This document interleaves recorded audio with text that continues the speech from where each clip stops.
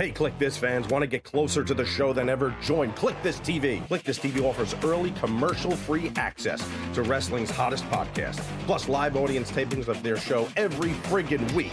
Head to kliqthistv.com now and get inside the show that's just too sweet.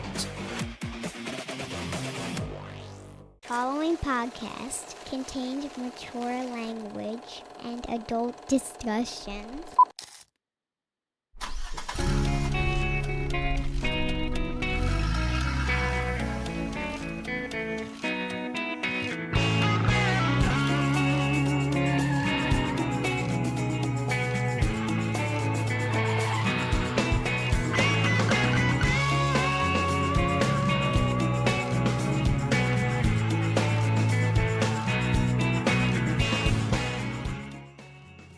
Kev, I'm realizing that as we sit here in September, shortly after Labor Day, Kliq This, by the way, Kevin Nash podcast.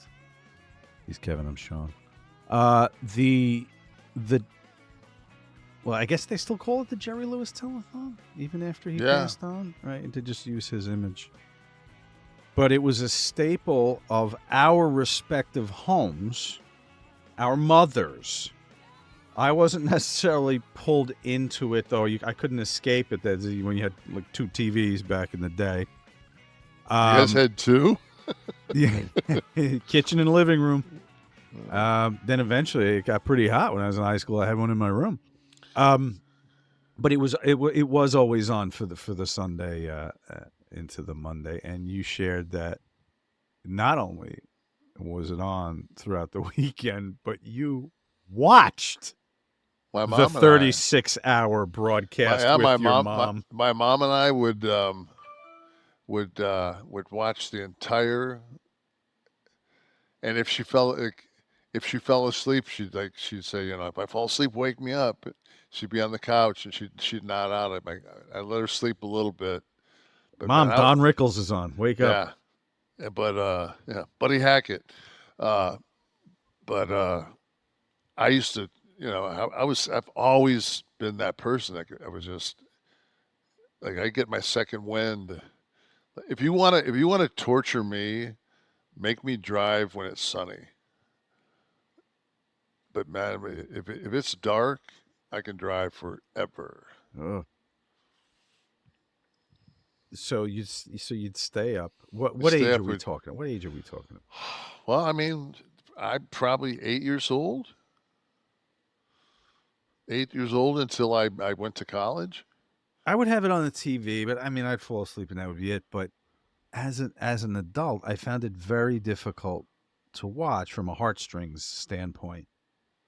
Once you become a parent, you're not looking at it through the total observer's eyes. You're doing a little replacement and putting people you're very close to in those situations. So it became a very unpleasant thing for me to watch as an adult. But you as well? I didn't watch it. After childhood, you didn't watch it. After I moved out of the house, it was kind of like, And you're the local broadcast, because for anyone who doesn't know, we're talking about it.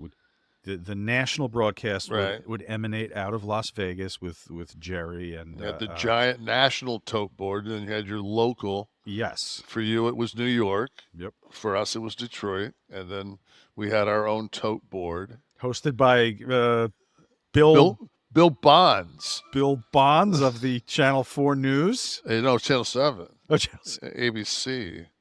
Bill Bonds was there, and my mom had a crush on Bill Bonds. There was one time she was telling, I think it might have been all three of us, Mark and Kim and myself. But she said that she had a dream, and that Bill Bonds, when he was signing off on the 11 o'clock news, he did the night terror and he gave a wink, and I was like code to my mom. But she had that as a dream, and she woke up and told us about it. I was thinking, like, that's classic. Is that something he really did in his new? Oh, no. So this was exclusively in your mom's mind. Yeah, exclusively in my mom's dream. Yeah. Bill Bonds flirting through the television with your With mom, whose my name mom. wasn't Tara. Your mother's name was not No, Tara. my mom was. She went by Wanda. Her birth name was Imogene. But so that was his. But that was his. Yeah, His coded message. for my mom. Good night, Tara, just for your mom. Yeah. That's outrageous. So, And kind of hot. yeah. Your mom wouldn't be the first to have a little something special with one of the local newscasters. Was he a weatherman? No, he was. No, he was the man. He was the anchor. WXYZ. Sunny Days was the No, it was weatherman. That was Tammy Sitch. Sorry, Sonny Elliott. Sonny Elliott. But he was a different channel. I think he was Channel 4, Channel 2. He was not ABC. It's a good thing HBK didn't blow that line on Raw when he was shooting on Bret and say, "I heard you had some Sonny Elliott. Sonny Elliott, Some yourself." Sonny Elliott. And Bret comes backstage and goes, "Hey man, yeah, what the fuck was you talking about, by the way? Some weatherman Nash told me about was teabagging you. I just thought I'd bring it up. Thought he was winking at you, giving you some secret code, Bret." So speaking of telephone usage, oh, did she ever donate? I wanted to ask you. Did she? Oh, ever yeah. Okay. Yeah, we always donated. All right, that's good then. My phone rings the other day. I get it's an Atlanta number that I don't recognize. So I go through the quick Rolodex. Who do I know in Atlanta? Not many people. Is Raven. Atlanta still 404? Is that what that is? I'd have to look, but Ravens. I don't know. So I answer the phone. Hello, Sean Oliver. I said, yes. Who's speaking? He says, Marcus Bagwell. I have not talked to Marcus. I said, yeah, 404. I haven't spoken to Marcus since seeing him many years ago. And though I'd written about him and our escapade with kayfabe commentaries where he was in no condition to perform, and we had to carry him from the set. And I was very magnanimous. I gave him some money. I said, Marcus, listen, let's just do this another time, man. You know, consider this a deposit, and you know, let's grab it, man. I don't want to do this. I don't want to put this out like this. You wouldn't want me to. And I called him subsequently, and told me he'd gotten a little too big over the past year since we worked together, and they were going to come out and do a documentary, and you know, he wasn't going to do it for the, you know, he had no business doing it for the money that we had agreed upon. So I reminded him. I said, listen, I'm the dude that got your drool on camera and not. And he said I could meet him in Jersey since he was going to be there the following month or whatever, and wherein he would knock my teeth down my throat.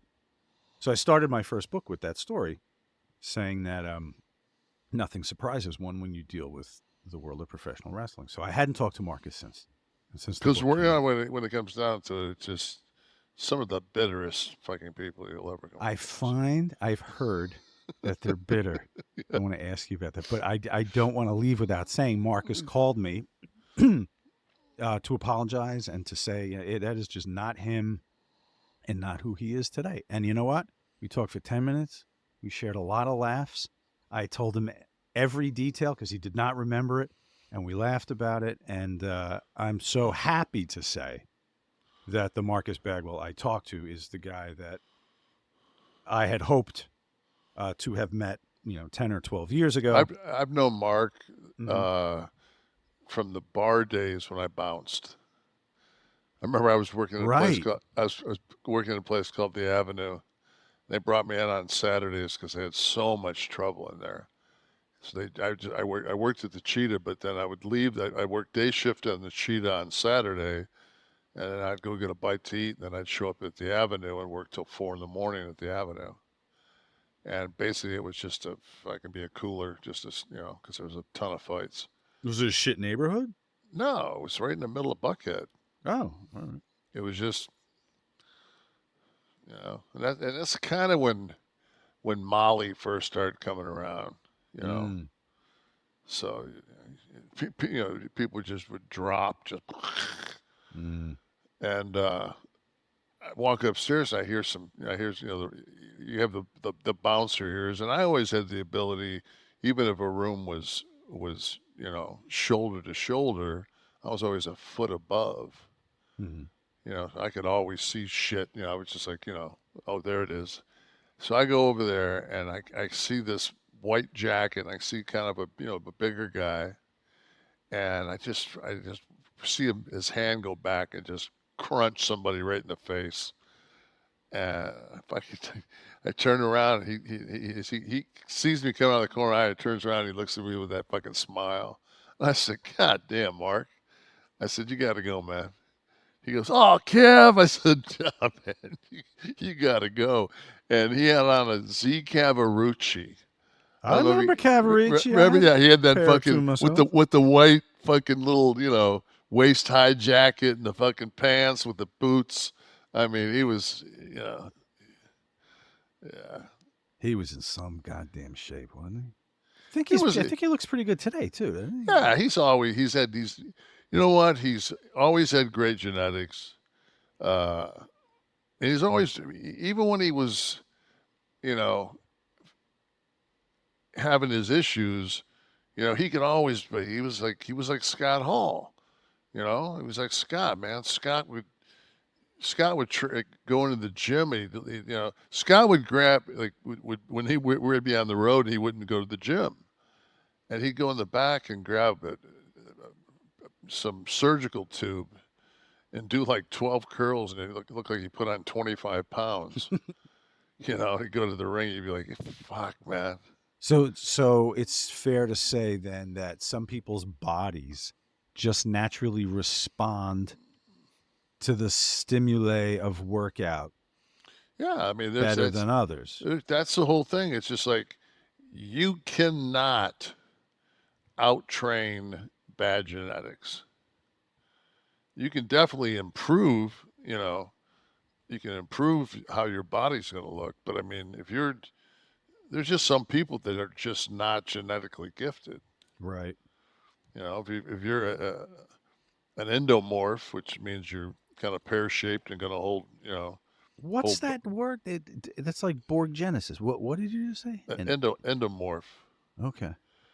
An ectomorph is somebody that's very thin, very skeletal. Usually has like a protruding rib cage, and then you have a mesomorph, which is like Luger, Bagwell, Steiner's. They have the tendency to put on muscle easily. The Lower, endomorph and the mesomorph. yeah, endo is I'm an endo, and you can be both. Like I'm an endo meso. I'm a mezzo soprano. I have a hard I'm time with actually some of I'm the no higher I'm sorry, notes. I'm an ectomeso Mm-hmm. because I'm tall. So like when I was in high school, I was thin, but I always had big delts. Hmm. Like I think for proportionally for my size. Like right. when I was 217. It's fucking almost 6'11" my senior year. I mean that's like that Wemby. I was built like that kid that plays for the Spurs. I think you're just bitter. Yeah, At because I heard you were people bitter. that know me know that one thing I am is one of the most bitter human beings. Right, but they don't. But they don't know who you are. No, you don't know who I am, but you would assume that you know because if there's one thing I can say about my life is when I was 14 years old and kind of looked out from my window that I couldn't even get out of if there was a fire in my bedroom in Detroit. Um,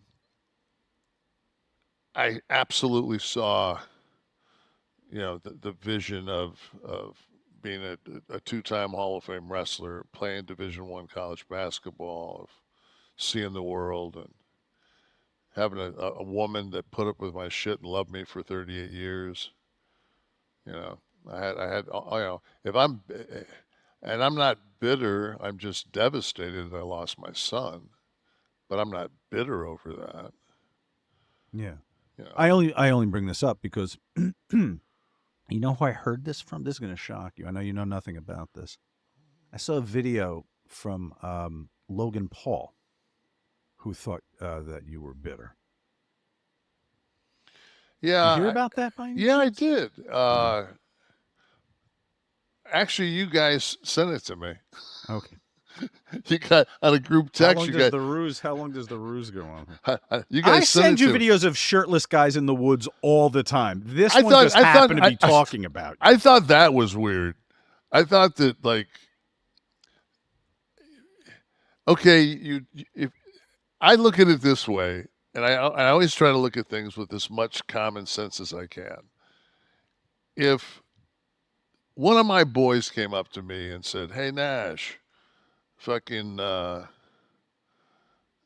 Dom Thornton fucking cut a scathing promo on Venmo today on you," I'd be like, "Who?" You know, Dom Thornton. No, I don't know him. You know what though? What did he say? Tell me, and I'll put together something. Take off my shirt and put some hair product in, so my hair doesn't look as horrible as it normally does. And I'll cut a promo back at him, and I'll tell him. I'll say, like, no, not fuck me, fuck you. And if you watch it back, I didn't say fuck you. I said fuck you from the boys. I'm not. I guess I'm one of the boys, so I guess, yeah, you could. I guess technically, but I don't have a dog in the race, man. It's like I have nothing. I don't have anything in the race. So I love the fact that the boys are making that kind of money. You know, it's just that the rebuttal was, I just took it like in character when we talked about it, and just did what you do. You just embellish a little bit because, well, fuck, we'll get a soundbite out of this, and we'll just but so I really this comes out, and I look at it and I said, to tell you the truth, I said, I really don't know anything about him. I said, I remembered the first time I heard his name. Not gonna fucking go there. He has more than paid his dues on that. He fucking has apologized, and I'm just not going. That's bullshit. That would be a bitter old man that would kick somebody in the balls when they're taking a shower and they got their eyes full of soap.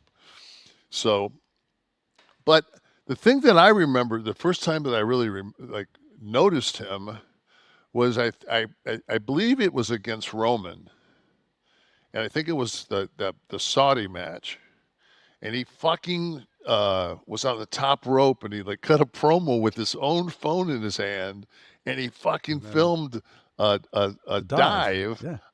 And I just saw wow,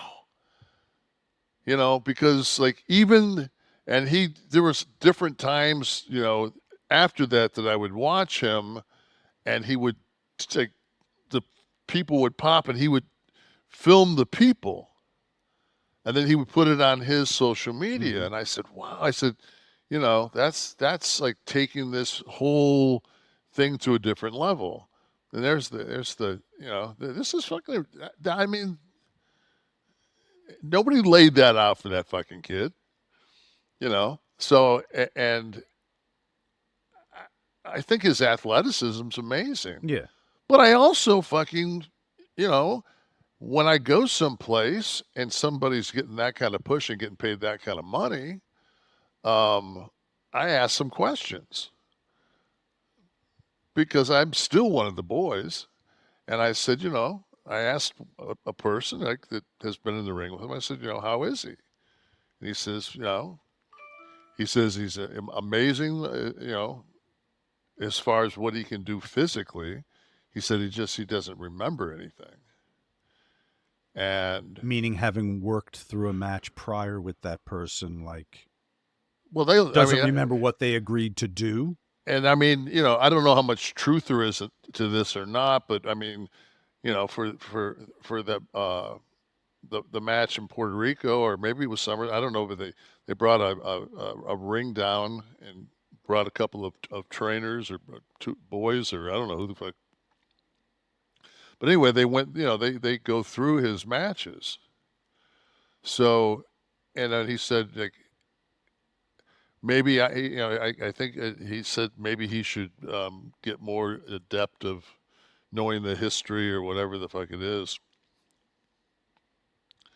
And and he's smart as fuck, because like Puerto Rico, man, I want to think there's maybe like a 4% tax or some shit there. Like it's like a super tax haven, and for him and his brother both.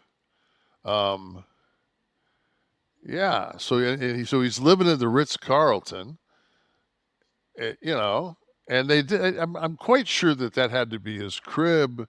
That when LA Knight came, remember he came home and LA Knight was in his pool. They shot that angle before SummerSlam. Did you remember that? That was there. That had to have been his crib. Okay, right. Because there's no way that Logan Paul's not going to use his crib if it's that nice.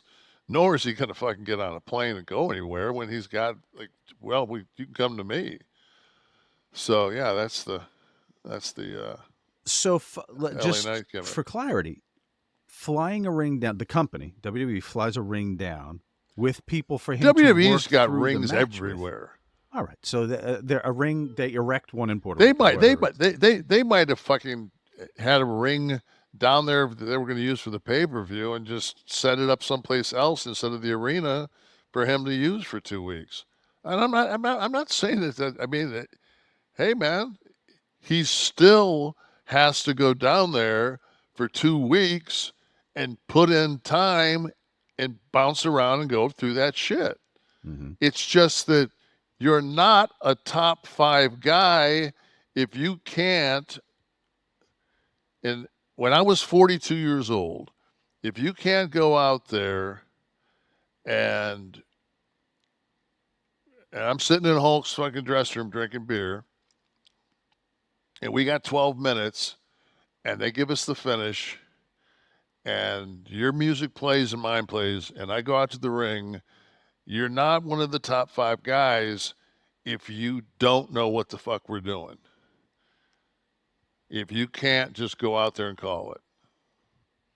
Well, so my point in bringing up the ring was that in comparison, listen, the whole statement you made, which started this whole thing, was just talking about the fact that comparing the schedule from when the boys, your boys, were working all the time and were to be expected to go wherever, whenever, you know what, and go out there and produce without having the benefit of having worked through this pay-per-view match for 2 weeks prior. And then I think what you're alluding to is him not remembering any of what was done.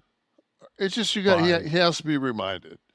But at the same time, I sit there and I remember the first time I watched Saving Private Ryan, and I'm like, and they hit the beach, and I just sit there, and I'm just like, holy! I mean, could you imagine pitching that to today's generation? So we're going to get in these fucking really shitty, not very seaworthy crafts, and we're going to hit this beach that they've fortified for the last 2 fucking years. They've got machine gun fire, mortars, bombs, mines, missiles, everything that you can imagine. And yeah, we're probably going to take 50% casualties, but we will get through there. and those guys in that thing going, all right, we're in. Like, so I equate that to these guys nowadays. You know, the new crew. There's no. They're talking about cutting back on house shows. Yeah, I was going to get to that later. You know, so they're going to even cut back more so. And when you got $5 billion from Netflix, you really don't like. I think that the light bulb went off when the most profitable that they were was during COVID. Right. All right. So suffice it to say, this is over. Well, I won't have to be sending you any social media shorts. You know what? I just I pray that he doesn't get hurt. You know, I hope he has a good run. I'm not going to stop drinking primes. You know, I mean, I'm a 65-year-old fucking dude, man. Like, I don't even I don't know what the fuck Vine is. I don't know. You know, Fine. I just look at it and I say, because I looked at, he said he didn't know me. I'm thinking, well, dude, I don't fucking know you either. So let me look up, and they had his net worth at $150 million. And I said, well, let's take things into perspective. If I had $150 million, I'm not too sure I'd fucking be super fucking laser focused. I think I'd just get my shit in and call it a day. Because worst case scenario is going to tell you to take a hike, right? Paul, send me a ring. Send me a ring to Daytona. No, I mean, but I tell you know, I'm in the Hall of Fame. I had a great run. I was blessed. I go out not as much as I used to, but I still go out at least one weekend a month and do signings or do appearances. And I'm blessed with, man, like 30 years of just loyal, great fans that are kind to me, and we have great dialogue. People that if I come to an area, they come back, and I signed the last picture we took together. And so, I mean, it's stupid to say you're bitter. It's stupid. Well, it's stupid for anyone to say. But he doesn't know me. It's a so worked that's fine. I think it was a worked promo, though. But did it you get that sense at all? No, it wasn't done well, but it was. I watched it one time. I didn't. The fake laughter when he says the boys. He said, "I'm not one of the boys. I'm not one of the boys." It just seemed like a work.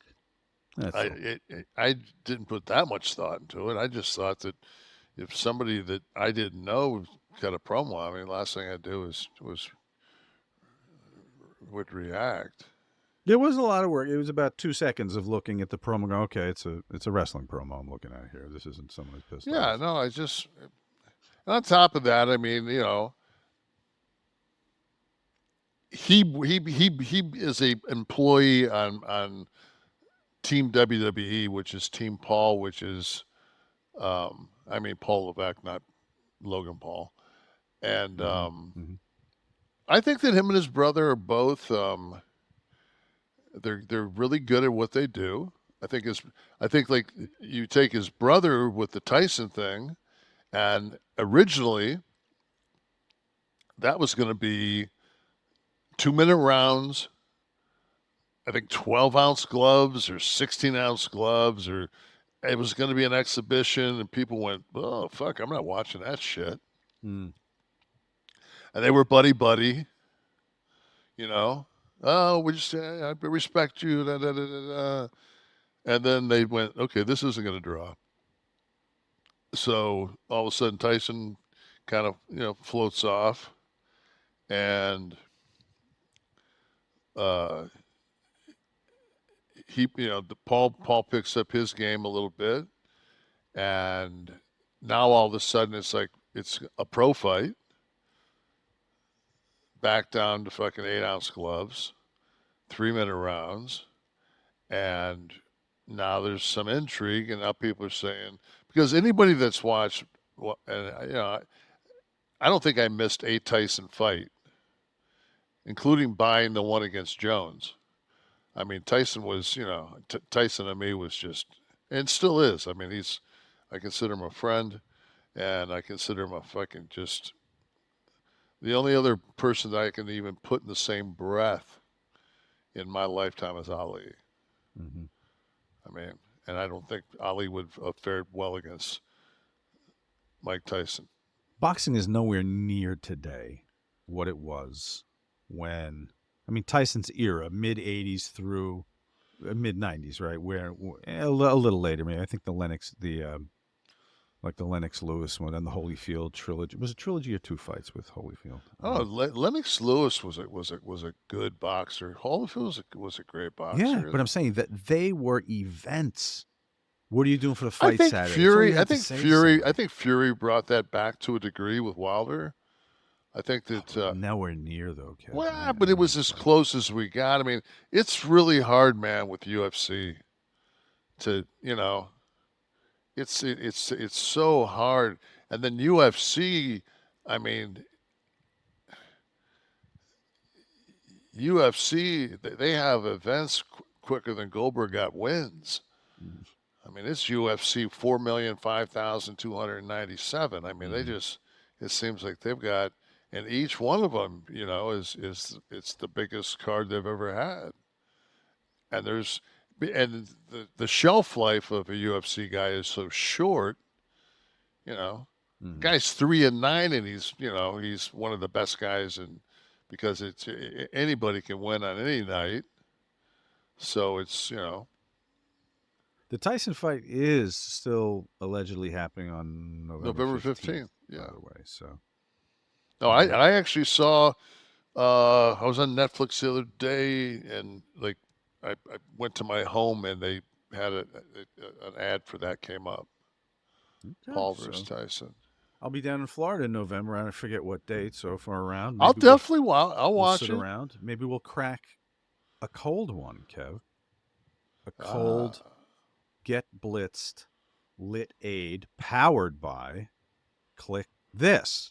Now, of course, what we're talking about here is our wonderful, exciting nano-infused THC Lit Aid. I'm going to drink one of Kev's flavor, which is, of course, the key lime, Kev's key lime. This is the limited edition first run of artwork, which is soon to change. So this will be a collector's item. For anybody out there. And the way you get what I'm holding in my hand right now, not for sale to the general public unless you were at the gathering of the Juggalos and you were lucky enough to get some of these. Rave reviews, by the way. I love it. You love it. You'll love it, too. But the way to get this is to order 2 bottles or more of the Delta 9 Sippin' Syrup. And you will get to choose one of these limited edition pre-sale giveaway cans of the THC Lit Aid Seltzer. For orders over 200, you get 2 cans, one of each flavor. Kev's Key Lime and Sean's Blue Raz Lemonade. So, but listen, you got to go grab that Delta 9 Sippin' Syrup. And what are we talking about? It's a syrup. You mix it in any beverage, like a tea, white soda, dark soda, anything you want. And with as little as a teaspoon and the fast onset of just 5 to 15 minutes, you're feeling the love. Nano-infused means it's going to go right to your bloodstream, bypassing the breakdown in the liver. So it works like alcohol. It's a tolerance killer. This is not gas station Delta 8 bullshit. This is the real deal, guys. THC, Delta 9, the THC you get from marijuana. And it's legal, totally legal. You just got to be 21. And if you go to the Get Blitzed website, okay, they will ship to all 50 states without a med card, as long as you hit that age. So go to get-blitzed, get-blitzed.com and order at least 2 bottles of that THC Sippin' Syrup so that you can get your free limited edition pre-sale Kliq This can. All right, be sure to specify during the checkout in the notes if you want Kev's Key Lime or Sean's Blue Raz Lemonade. Go to get-blitz.com. And enjoy your beverage. I'm going to take a sip of mine right now. So my buddy Louis and his wife, they came over on Tuesday, and we watched the debate. And I hit him with a 4-pack as a parting gift. So Nice. So I haven't talked to him since, but I know because he said, "How is it?" I said, "It's like the syrup, man." I said, "It's not gonna, because I think he hits the bottle when he hits the syrup. I don't think he uses like a spoon." He goes straight out of the. Yeah, Oh, Jesus Christ. Yeah, I got to meet Louis. Yeah, no, Louis is a good dude. This is already mixed, concentrate. It's a very smooth buzz. It's nice because you don't. It's all the intangibles that make the syrup great, but the convenience of just pulling it out of your refrigerator and drinking it. Pop and it then and for crack me, it's like it gives me that something to drink at night. Because I don't drink alcohol anymore. So. Right. It's like your wine replacement. Yeah. Lovely. And there's a mesomorph if I ever saw one. For God's sake. Jacked. We had some feedback from last week's show. By the way, Kev, we should tell everyone, if you'd like to share your comments, of course, we always like to know what's on your mind. However, the swamp of YouTube gets to be a bit much at times. So yeah, and we don't have you don't get to take pot shots at my deceased son, and we can't do anything about it. So if you do it, and it's on our socials, we can block you. Right. We can't do anything for you on YouTube. So because of a few of you, I don't even know what kind of human being would dig at somebody's deceased son. I don't get it, and I don't need to, because I don't need to get it, because it's not something that we're going to deal with. So. Yeah. So we have social media outlets set up. So we have our Twitter account, we have our Instagram. Steve, if you have a graphic, maybe you could throw that up so people can jot it down if they don't already follow us. And let's go share the love on our socials, and we'll still see your comments. I'll read them every week. And you can drop your hashtag Ask Nash questions. Or you could drop them to Logan Paul on his. I think he's got a YouTube. I'm sure his comments are open. I haven't checked his. I'm sure he has a YouTube. Well, isn't that where he made it? Isn't he? I think this was on his Instagram. I think this was. Was it? I don't know. Posted. You sent it to me. I wouldn't have known, because I'm rarely on X. Mm-hmm. So. But you knew who he was. Yeah. Okay. So everybody, please take. I know.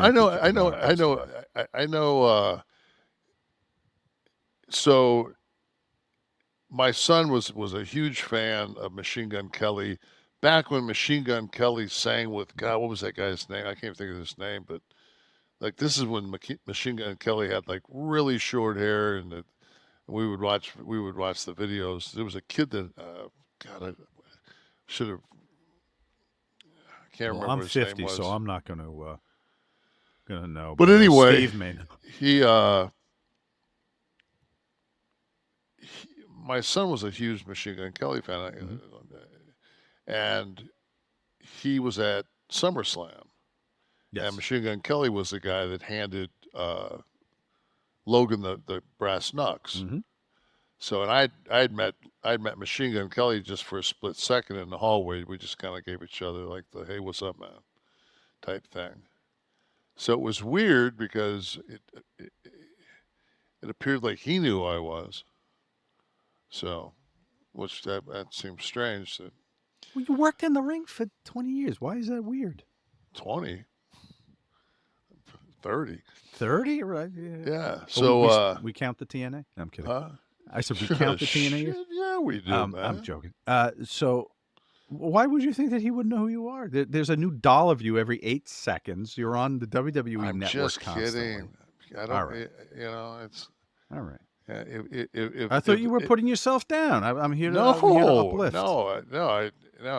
I'm like I said, there is no one on this planet that I would change places with. No one. Right. I love being Kevin Nash. I wake up every morning, thank the powers to be. Thank you for making me me. Even with a fucking herniated disc and a fucking bone spur and trying to work. I go to the gym, right? I got this. So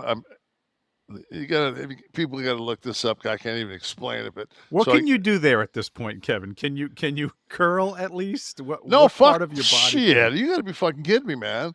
I could fucking train back. I just have You to have do a bad back. What are you talking about? yeah, Why but would you got I can do everything seated with fucking with a supported seated presses or pulls and shit. And you're not I could, exacerbating the disc by doing this? I don't know if I ever not, but fucking I'm not. My legs come. I lost. So I got a herniated disc at L3, L4, and what that does is, and like, there's a difference. A bulge is like, your disc is like this, and you get a little bubble that comes out. A herniation means that you get a tear, and that fucking all that goop inside of your fucking disc encompasses your spine. So yeah, I'm at L3, L4. So, and I mean, I've got some other shit going on, L4, L5, and L2, L3.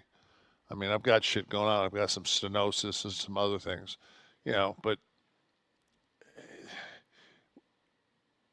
everybody does. Anybody that's, 90% of the people that got an MRI that are 65 years old would have a herniation or a bulge somewhere in their fucking lumbar.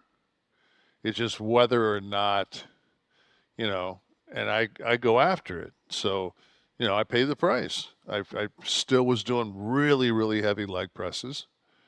And I just think through time, it just tore. So now I've got to get, it got to the point where fucking, it was hard for me to walk up and down the stairs because imagine you're basically your quad's not working. So you're kind of crippled. So you're favoring the other leg. Yeah, so then I'm favoring the other leg. That leg's got a knee replacement and a fucking a rod with screws and all kind of shit from. It's had 3 injuries on that side of significance. That So It's a lot. life goes on. Yeah, but I mean, so I've been doing this DRX. Today was my 4th session, so I'll do 5 in a row. Take the weekend off and do 5 more. My spine is not in pain. My leg is firing. So Saturday, I'll do there's a seated leg press. And if you look on my Instagram, that's the DRX. So it stretches the well, what it spine does, so it's computerized. Releases. So they can pull exactly at my 3-4.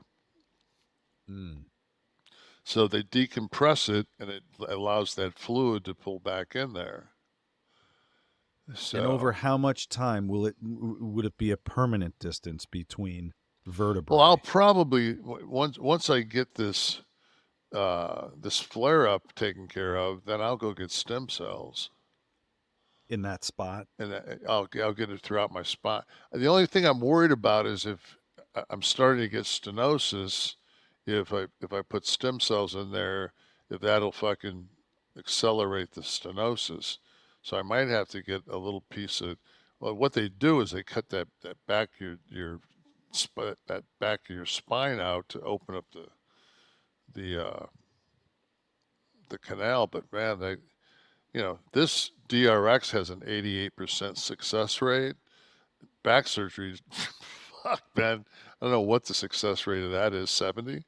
I mean, I haven't heard too many people that have had success, but I know that the guy that the WWE has, Dugas, I know that because he just did Randy's Orton's, so I would definitely talk to him before I talk to anybody else. I'd go to WWE's doctor and see what he would. I might send him my MRI just to have it, just to get him to give me an opinion. But well, we'll chart your progress here. How the what's the machine called? The digital DRX. DRX machine. We'll chart the DRX progress here and see Yeah, how this DRX. goes.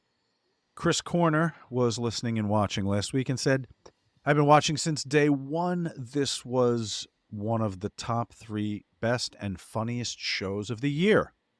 Thank you, Chris. Robert Jones, as much as I love you guys' podcast, I'll take caution with Kevin's TV show recommendations going forward. I guess Robert Jones watched A Little Tell Me Lies last week. It wasn't like I didn't warn. It wasn't like I told him it was The Wonderful World of Disney or was The Sopranos. But you said, watch what's going to happen after we talk about this. People will Everyone's watch it. going to watch the show. Yes. So Well, I mean, Robert Jones dedicated. She was on. God, who was she on? Was she on Fallon, or was she on? She was on Kimmel. Van Patten was on Kimmel the other night, talking about the success. Talking about this show, but she was also talking about the fact that her dad, who directed The Sopranos, and she knew she knew Tony, she knew James, and she grew up basically. She had a little bit part on The Sopranos. No, did she? Yeah. So. Yeah, I do. I remember. And then she's married. Her mother is a Rossmeyer, who used to own the Harley Davidson here in Daytona. And I was friends with Mandy, which was her mother's sister, and so they're like family. Yeah. That must have been why I was drawn to the show. No, I think that's also a reason why the person suggested that we watch it, because I think she had the correlation, because I think she's friends with the Mandy mom. Also, yeah. I think with the the other sister. I can't think of her name. Right. Okay. Pseudonym 1821. It's crazy you guys were talking about work and life balance this week. I had to enforce a boundary that I made with my 9 to 5. I'm sorry, but if there's a federal holiday and you don't give your employees enough time during the week to get something done, they shouldn't have to sacrifice a weekday to get it done. It defeats the very purpose of a holiday. Correct. Time is at a premium, Pseudonym. Get what you're worth. That was a very early catchphrase for us, Kevin. Yeah, always. Mike Stivic. Mike Stivic, wasn't that the Rob Reiner character on All in the Family? Meathead? Mike Stivic. I think that's what it's making reference to. So either that's a coincidence or he was a fan of the show. Kevin's taste in television shows is wild. I would not be surprised if he secretly watches General Hospital. Can you confirm now? No, man, that would have to. It would involve with my. I don't watch any television that early. Right. Well, you could TiVo it if you want to. TiVo, listen to me. You could DVR it. No, I used to watch General Hospital when I was in college. Did you really? Yeah. That's outrageous. I read Luke and Laura and that whole thing. I read for the character of when I was younger and better looking. What the hell was it? I think Brian, the character's name was. He was dating one of the older women on the show for a while. Yeah. Dark Horse. I would love to see Bret on the show. I've listened to various clips of him praising Big Kev, so the respect is mutual. Hearing both Bret and Kevin sharing their zero fuck takes with the rest of the world would be podcast gold. Would you welcome Bret on the show? Yeah, of course. The Jay Show did so well I think we should have an occasional guest on the it's on the regular. But it's like anything else, so it's asking a lot to have somebody come on and I know, and Yeah. everyone does it, right? Everyone is asking. them to Yeah, come and on everybody's, to be a it's friend. like, there's so many people, like, there's a couple of people that have done our show that have asked me to rebut, and I want to do it. It's Yeah. just that, fuck, this is, It's a commitment. yeah. I mean, to do this, to come down here Thursday and do that, I mean, it's a 5-hour ordeal. Brett was on Raw. Not this like a week. 3-hour tour. No. Were you a Ginger or Marianne guy? Isn't it like Senator, you're a Harris or a Trump? It's more like, are you Beatles or Stones? Because it kind of indicates something about you. Because there's the innocence in the Marianne, and then there's the overt sexiness of Ginger. I was a Ginger. Okay. Yeah, I think me too. But I would have. I mean, not even. Wasn't even a thought. The thought would have been, would I have went with Jeannie or Ginger? Oh, as in I Dream of. Yeah. Yeah, Barbara Eden. Yeah. Yeah. I think I was kind of, at that point in my life, partial to blondes. What about Mrs. Howell?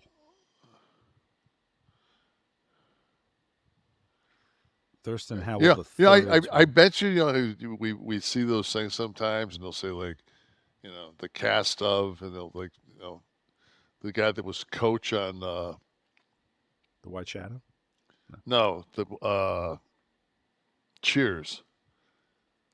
Oh, of course. Yeah, the guy that was coach. Like, he was like 53. Oh, I hate that shit. Like Carol O'Connor's was like 48. I know, younger than me, Archie Bunker. Like fucking Mr. Howell, like fucking, he was probably, like, Mrs. Howell was probably fucking 46 when she was on that show. The one that I sent one of these to you. One that blew my mind. Wilford Brimley in Cocoon. Oh, was fucking younger than me. Yeah, he was in his 40s. Oh. I remember Raquel Welch's daughter was in that movie. In Cocoon? Yeah, she was young. She get the genes? Yeah, she had that Raquel. She had that face. That was my all-time. That was like my number one. I was just going to ask you who was the go-to for young. That was young Nash. I had the BC poster with the fur bikini. I had that 3 Is that a euphemism, or was there really a fur bikini? Yeah. Is that a Scott Pelt fur bikini thing? No, she had. Okay. No, it was that. What was it? That was the 2,000 million years BC or whatever the fuck she was on. Steve, can you find that? Raquel Welch and the Caveman Classic with the fur bikini shot. She's kind of standing there. Oh, that's it's machine. Yeah, but you got to find the black and white one. That's it. But it was a black and white movie. She's very trim in this picture. To my mind, she was always much more curvaceous than this photo. She needs a steak in this picture. I would. Yeah, she needs a steak. Give her a steak. Give her the meat, guys. Right. It's a very thin. I'll give her a child. It's a that very damn cat lady.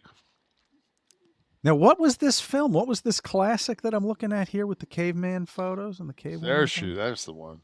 That's the one. Huh? Can you make that? Can you pull her up a little bit? Zoom into the fur bikini. Look at her now. That was always her face. She has those cheekbones. Raquel Welch or Anne Margaret in the prime? This was me and Conan's battle. We were driving to San Angelo one day, and he said favorite of all time. And at the same time, we both went Raquel Welch. He said second. We both said Anne Margaret. Really? Okay. Yeah. So Conan and I were just, spot on, same two women. And that's when I knew, like, no matter what, like he and I had, we were brothers from a different mother. Mm-hmm. Maybe we should have him on the show. I'd love to have Conan on the show. Kevin Huber says, interesting conversation today. Much respect and thank you. Every day be different. That's correct, Kevin. That's why this show is fun. Bay Giant 89, really missing the F-bombs. Really waters down the show being edited. We should talk about this. So, okay, so today, how have we done, do you think? I will say that I think I'm more guilty than you of violence. If we're gonna watch our language, I'm more guilty. I drop because I think as I'm saying them, I'm going, God damn it, I want to pull it back in, hit the Control Z button and undo. But see, I drank coffee. My first cup down here was coffee, and now I'm drinking. I just put water in on top of this herbal tea. So I'm not going to. I am like the complete opposite of clam baked as I usually am. Right. So are you straight as an arrow tonight? Oh God, I mean, okay. This is, this is just CTE. Right. That's a good title for the show. The CTE only episode. If you'd like to join us for the behind-the-scenes fun, what do we do, about an hour and a half of pre-show today? Oh, jeez. Yeah, it is another show. It is literally another show. Go to KliqThisTV.com. I actually sometimes I feel like I jumped 7'3", in my warm-ups on the high jump. And then all of a sudden, it's like I'm at two misses at 6'11". By the time oh shit! When the credits roll, I'm like, I have to start a show now. Right. It's like, fuck, we gotta do that again. If we could just keep that, it's kind of like, what did you guys shoot Heat before the Raw or Velocity? I wasn't there then. Okay, well, we could do that hour before as the. We should just do it as a show. Well, yeah, we should always just, but most times it's pretty topical, but sometimes there's just shit we talk about that just. The behind the scenes show, the additional stuff. But anyway, you get that when you're part of Kliq This TV's 11 soft clips. So go to KliqThisTV.com, sign up, be part of the early stuff, watch the tapings here. Ask us some questions. And then when we do special shows like the Violent J taping a few weeks ago, you're here for that taping. In that case, it was 3 weeks before it aired. You get to enjoy that. Plus all the commercial-free content, which sits in your feed in Patreon. Many reasons to do that, and more to come that we'll be talking about in the coming weeks.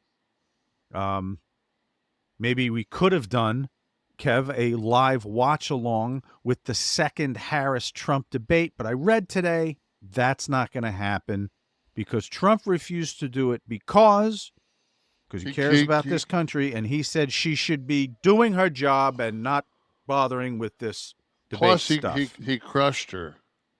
Yeah. Jesus, wouldn't you? If I ate the mat in the first round against Tyson, I would not sign up for a rematch. If it was so far out of my reach, I would not do that. You watched the debate with friends, Kevin? You said... I watched. It was Tamara and I watched it with we went to dinner with a couple. Mm-hmm. It's really one. There's only two couples we do stuff with down here, and they're like... They're empty nesters, so... And same age bracket, pretty much. Uh-huh. I mean, Tamara's the youngest, and then Louis is younger than I am, and I think Peggy's me and Peggy are I think the same age. So you watched the entire thing, and you watched it with people. Did everybody leave with the same impression as you, or did anyone have a I don't know how you could, but have a divergent? No, and then immediately, so I watched it on ABC. Me too. And then when it was over with, I went directly to Democratic headquarters on MSNBC. Yeah. And got 4 minutes and realized that there wasn't even anybody on the panel that was going to give a counterpoint. And I went directly from there to Fox News, and Brett Hume, of all people, they were kind of going back and forth. And Laura Ingle, of course, she's never going to succeed, concede that he shit the bed. And Brett Hume said, "Hey, he wasn't prepared. He lost. Like he just, he lost. He lost the debate. He didn't outperform her, and that's so huge. That's so huge for me because it's just like, okay, because I used to watch Brett Hume, before there was all this divisiveness. I saw an Instagram. Do you remember Candice Michelle? Yeah. So I follow her on Instagram, and she put up. I want to think it was. It might have been 9/11 that she put it up, but she said, "I wish the world, or maybe it was America. I wish America was like it was on 9/12." Mm, Do you remember that? yeah. When we were That's all really, Americans. it's an interesting observation. It was one of those things, man, where it's just like I actually screenshot it because I knew it would fade, and I wanted to just screenshot it, go to my gallery. I edited it, and You did? I edited it, Okay. like cut it all out, Okay. and I just sat there and I just probably for a minute just looked at it, and then just kind of just remembered that day. I remember contacting the local Army recruiter and giving him like my information, my DD form 214, like all my shit. Like, is there something I can do? Like, is there anything with my MOS, with my clearance? Like, is there anything? Because I mean, I was livid. I was so fucking pissed. And, it was, and I remember getting on planes and like everybody was just so afraid, just absolutely terrified. And then they'd see me get on first class and they'd see me sit like in like 1C, which was the seat before the fucking cockpit. Mm-hmm. And they were just like, and like, so, and I'd always board first, and everybody that would come by and walk back would like pat me on my shoulder. Like it's almost like, We're well, safe. at least we got the bull mastiff fucking up in front of the fucking door. So, but that was one of those times. And I remember one time, some Indians got on, and they had the headdresses and stuff, and the people were.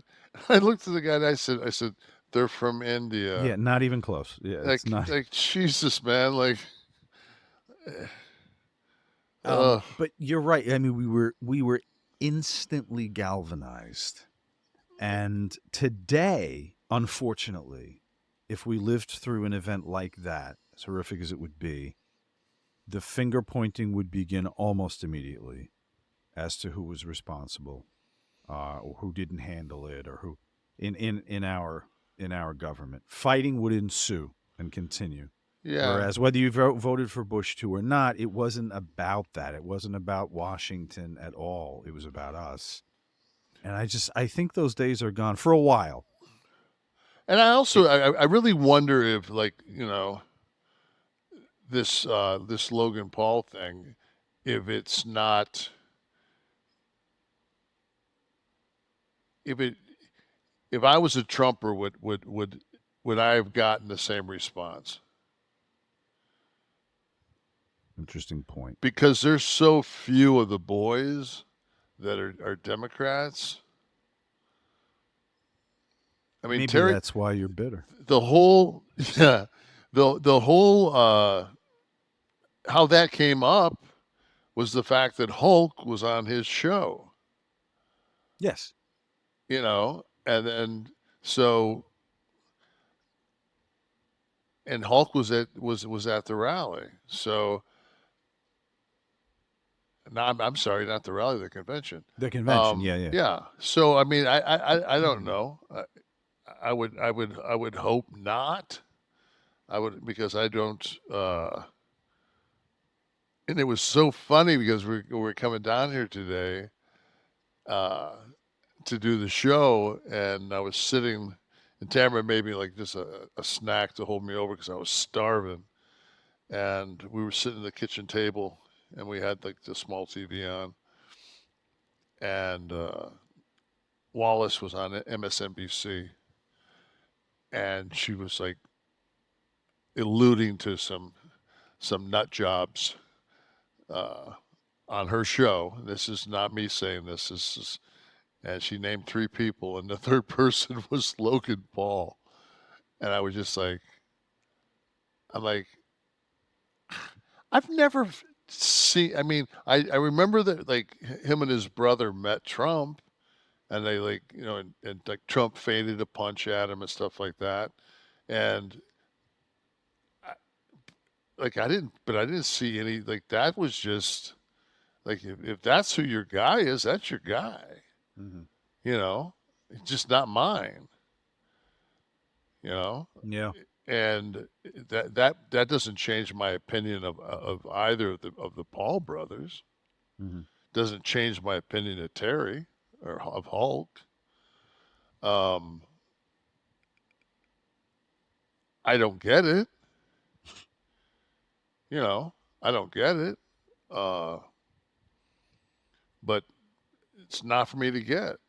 It's I have to worry about making sure that I'm registered and my shit's tight, and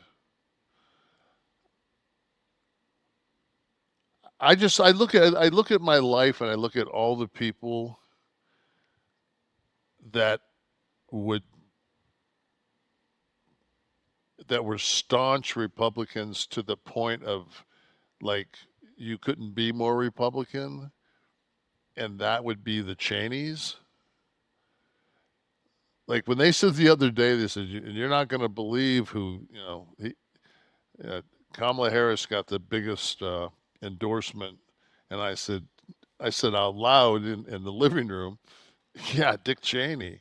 They went, Taylor Swift. I went, well, numbers, yeah. But as far as just optics, I mean, the optics of Dick Cheney, Yeah. Mr. Halliburton, Mr. 20 years in the fucking Middle East. Warmonger. Yeah. Yeah, I mean, it's like, fuck, man. It's like, that's unbelievable. Because, and I've contended all along, Trump is not a Republican. No. Anyone who bleeds the GOP red knows that they had to hitch their wagon to him to get policy, because he was the one who'd captivated the American zeitgeist, and now in a kind of a train wreck aspect, but he was their shot because of the numbers. Yeah, but you pointed out before the show that Green. I couldn't believe today. MTG bristled at the tweet by, her name is escaping me. The really off the wall woman that's traveling with the Trump campaign, advising him on his rally speeches, who came out and said the one thing that the White House will have if Kamala Harris gets in it is the smell of curry. And MTG, of all people, Laura Loomer, that's it. She quickly tweeted and said, that is racist. That is not what we stand for. Can you leave that up there for a second? If you can find the actual tweet from, if you click into that. So yeah, but it's just nice to, it's just nice to see the. I mean, that's CNN. You got the Hill, Greenlower get back and forth over racist hair. I mean, this is. So what's changing around here? This is the wounded animal in the woods that they're Yeah. stepping away from and going, I'm not. The buzzards are not going to pick at me. Yeah, like I've got I I can't be too. She's already. I mean, she's been at bay lately. Like Have not heard much, right? No. Yeah. You know. I think Lindsey Graham also came out against this today. So everyone clearly seeing they'd like to have a political career beyond November. Well, yeah, and it's one of those things, man. It's just RFK Jr. didn't get that memo though, Kev. Or Tulsi Gabbard. Didn't Kennedy say he bombed on the debate? I didn't see a quote from him. I was almost positive they said that he came out with like he didn't do well, and they took it as Kennedy was trying to get Trump to get on his game. Yeah, Kamala Harris clearly won the debate in terms of her delivery. Okay. So and this is the guy that walked on stage and shook your hand. So, I don't think that like. Well, he also threw in and said the ABC moderators are clearly biased right there. Well, if you're fact checking and it's 34 lies to 3. I know.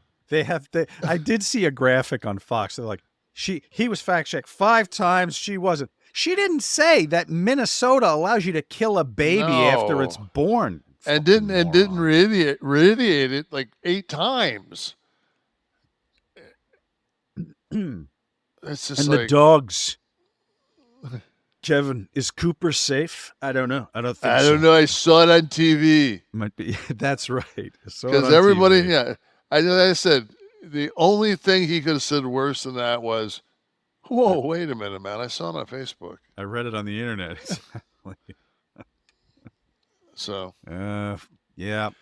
And when it comes down to it, it is still going to be down to the wire. This is going to be within a few percentage points. Yeah, it's like 5%.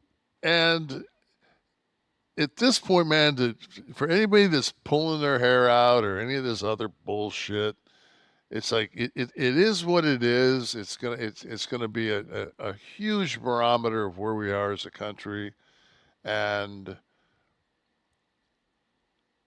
if you want the Hungarian dictator to if you want his endorsement, I mean, that's the reference on the fucking resume he turned in at that debate. Yeah, like him and the 3 news sources he quoted: Hannity, Tucker Carlson, and somebody else I forget.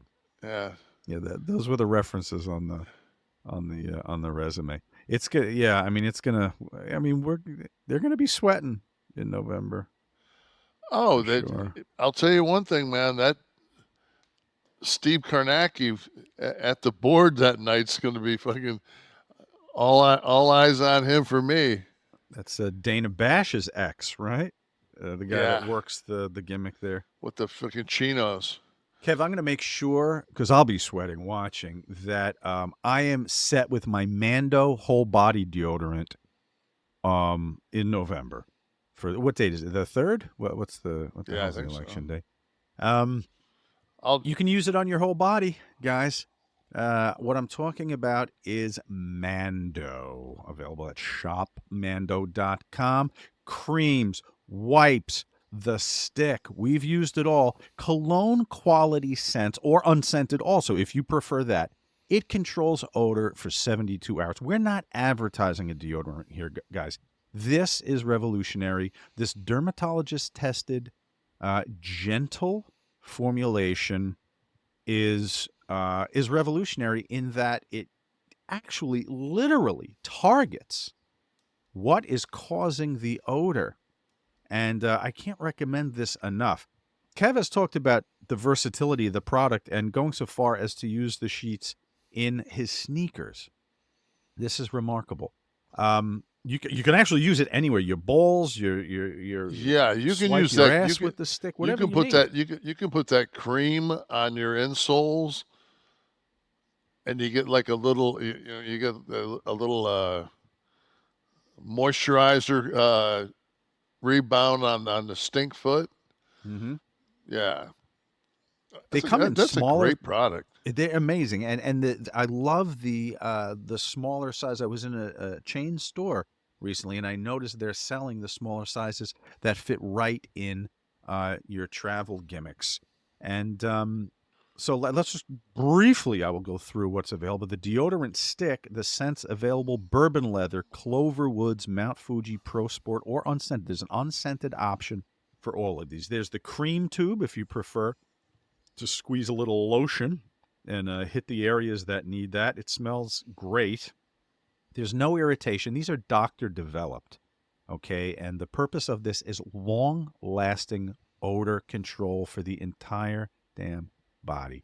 If you talked about this 20 years ago, they would have told you this is not possible. 50 years ago, this would have been some sci-fi feature, okay? These are confidence boosters. And listen, one application and you're ready to roll. If you wanted to roll for days, you can. I apply mine on the daily.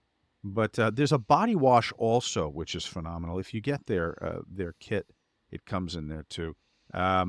It's powered by mandelic acid. It visibly leaves an even skin tone, long-lasting, sudsy lather. Again, scents are bourbon leather, Mount Fuji, Pro Sport, and the unscented. There's a cleansing bar. There are the deodorant wipes. Guys, just go to shopmando.com. I just got the Pro Sport. I didn't, when I got the original, I didn't get the Pro Sport.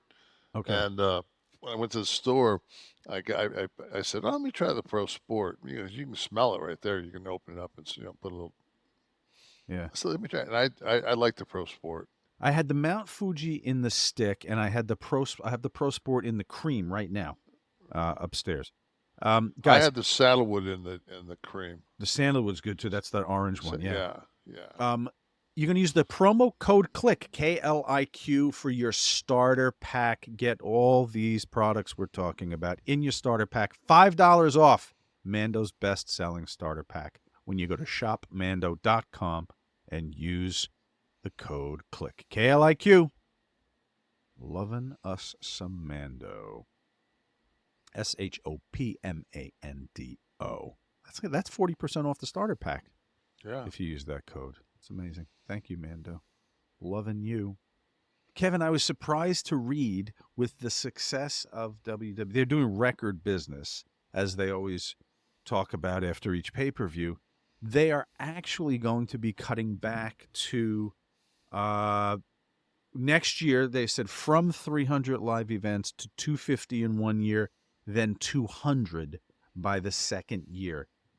In essence, Mark Shapiro of WWE revealing that I'll paraphrase here, but the value of the house show is much lower than the televised events. So, quote, this is a quote from him. Shapiro says, we're taking our low-margin, marginally profitable events, untelevised events that Vince put in place to grow the brand, right? You're taking the show on the road. You've got to go to every city we can to grow the WWE brand. Well, the WWE brand, while we still have to grow it, it's on fire right now. We don't need to carry these marginally profitable events. Yeah, look at that. Columbus, Huntsville, They're saying you don't have to pump up those areas because the TV's doing it. We ran, that's our, that's our schedule. Kevin, do you think, or am I cynical, that Mark Shapiro specifically saying, quote, untelevised events that Vince put in place to grow the brand, right? That mention is again another distinction to prove they're moving the company away from anything related to Vince McMahon. Didn't have to say that in the statement. Could just say lower margins, losing the events. He wanted to point out that this is a Vince model that they're abandoning. We also don't want to, in any way, form, or fashion, alienate Huntsville, Alabama. You want to put the heat on somebody, put the heat on somebody that's not there. Pretty safe. Yeah, pretty safe. You know, I hated that Hitler, Kevin. Yeah. Who the fuck booked Columbus? Not Ohio, Georgia. What have they ever did? Well, that's where Dr. Andrews started. I don't care. And Raw's going to 2 hours just for the remainder of the last 10 weeks or so from October into the January contract. You know what I'm thinking? I was asking myself, are they going back to 3 hours with on Netflix? They don't have to have a time limit. No. There's no show coming up at 11 o'clock. They could do a 4-hour Raw one week if they wanted to, 3.5 to these odd intervals. It doesn't have to be a 2-hour or a 3-hour. It's going to be interesting, all the intangibles, because you still have, for better, I mean, it's still like a pay-per-view. You know, with the fact that it's uncensored, it's yeah. I mean, it can be as but I long as mean, you like want. you're still going to build, say bad blood, okay. Mm-hmm. And I wish I would have, like, because so many people were up in arms after Punk and Drew had the strap match, that it was like, you know, then the next night Drew attacked Punk, and they were like, oh, Jesus, when are they going to let this die? And then, you know, he comes out and he says, hell in a cell. And you're like, oh, okay, there's your blow off. Mm-hmm. You know, so why would you not get as much out of those two guys? Because where's Seth right now? You know, where's Seth Rollins? Yeah. Where's AJ been? Well, but this is like we talked about. You've got to. But there's a lot of really great talent that that's you know it's getting time off, and you know I know how important AJ's family and wife is to him. So it's like, you know. Yeah, but as a talent, isn't there that fear that each week, if you're not used, Not when you're making the bank they're making. It's guaranteed, and it's over 3 or 4 years. mm-hmm. Like they're making the kind of bank that it's 5%. You know, you put it in a CD, and you're cool. Right. You know, I mean, I'm not just talking about the financial aspect, Kevin, but these guys love to perform. Of course they do, but at the same token, man, these guys, though they're in phenomenal shape and they look great, man, there's a huge drop off in your body at 42 years old. Like when I hit 42, that was the first one where I went, oh. And that was, I mean, I've been beat up since I've been in the business. I quit playing ball because I pulverized my knee. So, but then it was 42, and then, man, that then you hit 60, and it's like when they have those computer generated things where they show a car hitting a post on an Instagram at 300 miles an hour and the survival rate. Right, the crash test dummy Yeah. videos. Yeah, Yeah, those, you know, the car just disintegrates. That's kind of 60, man. It's just like, whew. but with Raw at 2 hours, if I just go back for 1 second, you're naturally now going to have 2 months of a forced, or 2.5 months of such a reduced. That's 33% of the show. That's 1/3 of the show that's not going to be on anymore. So 1/3 of what you saw Monday is not going to be asked to attend. Yeah, but if you actually look at Monday's show and you go, okay, the first hour was commercial free, and that was a long. I mean, an hour commercial free was That was a lot of wrestling. Mm-hmm. You know, it was a lot of wrestling for me.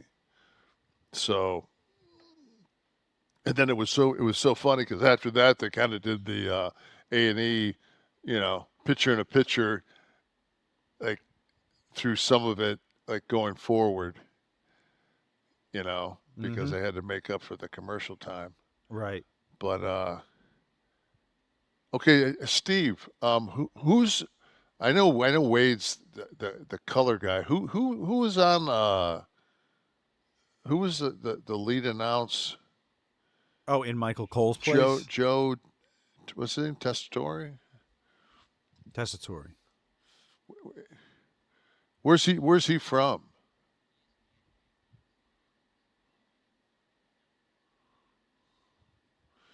Boy, man, that took a lot.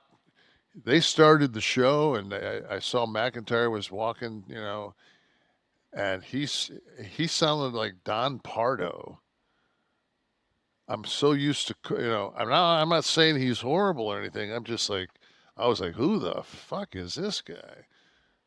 Well, because Cole's going to do SmackDown now. And now is McAfee he's just not going to do Well, anything? it's football season. So McAfee's got so much. He's got that ESPN, like you can watch the college football game and then you watch it with the ESPN feed, or you Right. can watch it with the McAfee and crew feed. Right. He's got his show. I mean, there's only so much. I mean, the guy's making. It's like anything else. It's just like, how much bank do I need? Yeah, I don't know that I would have even bothered with Raw. I think If I had his setup. when he first started, I was just like, I don't know about this, and then it was just like, I thought he brought a lot to Raw.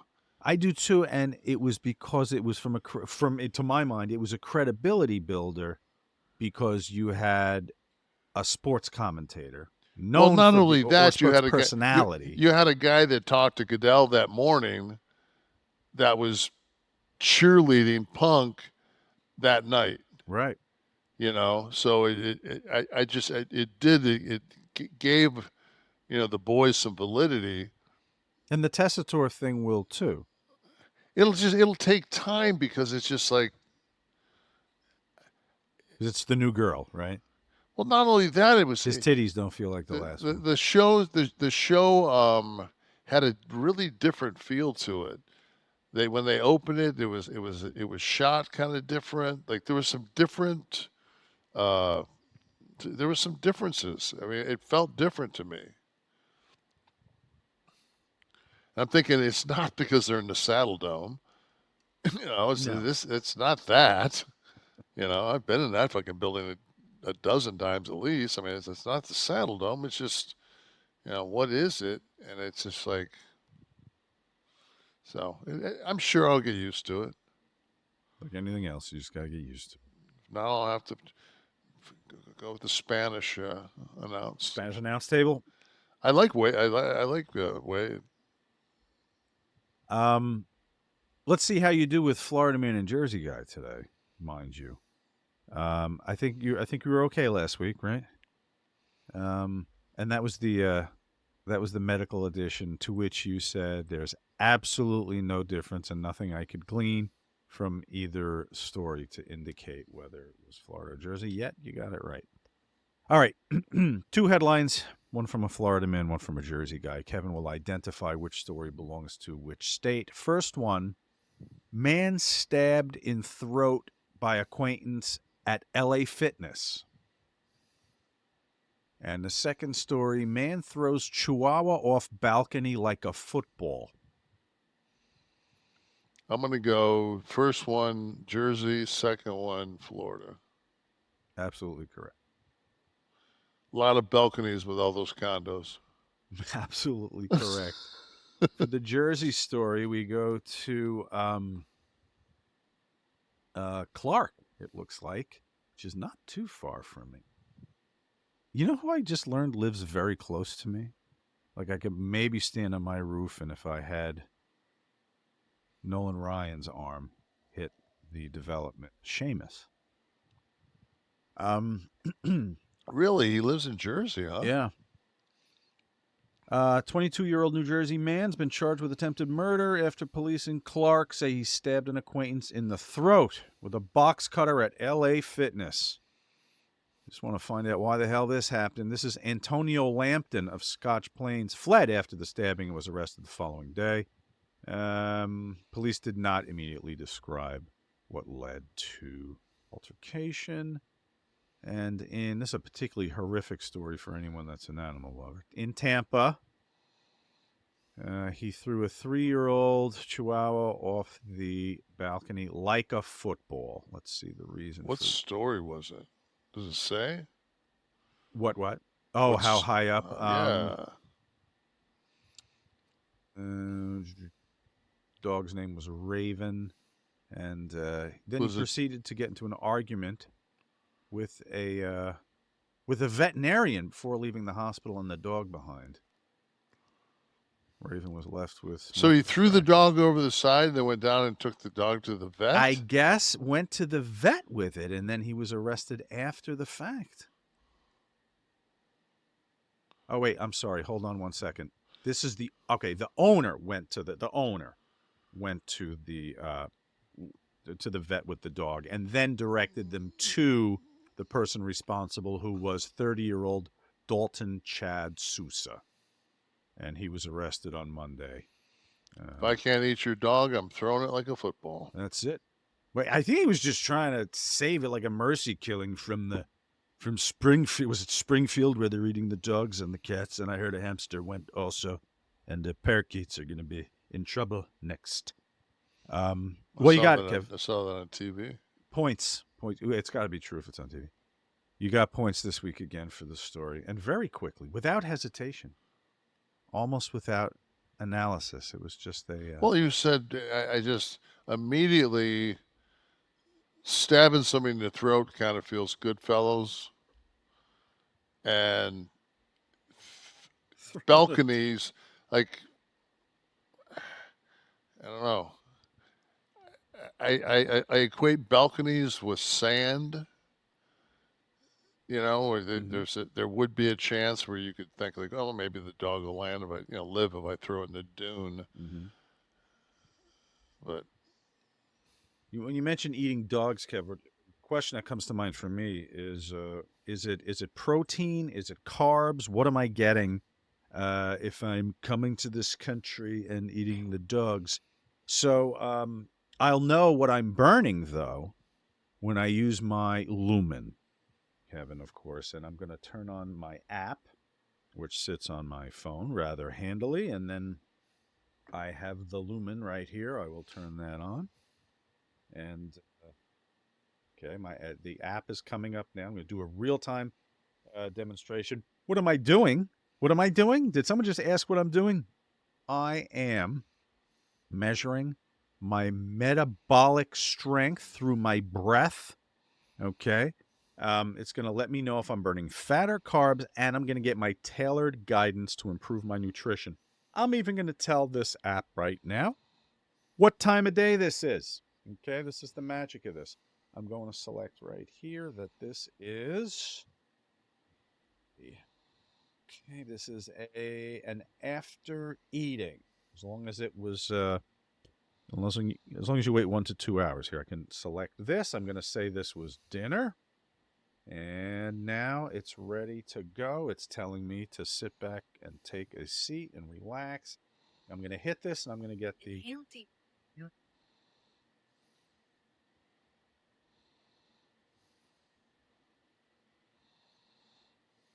I'll hold my breath, but I do host a fucking show, so I have to tell everybody.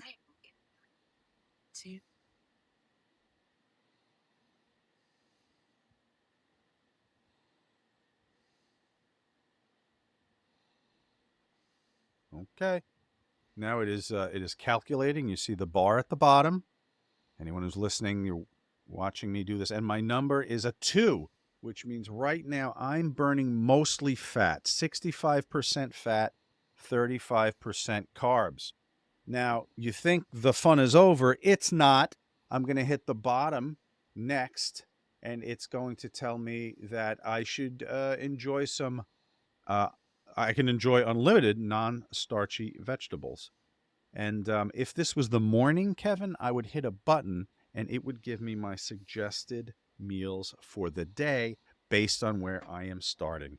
This is so much fun and so idiot proof. If I'm going to use anything diet, workout, and health related, it's got to be idiot proof for me. And it was that easy. And you should know already when I talk about metabolism that it is your body's engine. It's how your body turns the food you eat into fuel that keeps you going. And because metabolism is at the center of everything your body does, optimal metabolic health translates to a bunch of benefits, including easier weight management, improved energy levels, better fitness results, and even better sleep. There's a sleep monitor on this also. So it is as easy as you're seeing there on my screen, on your screen if you're watching.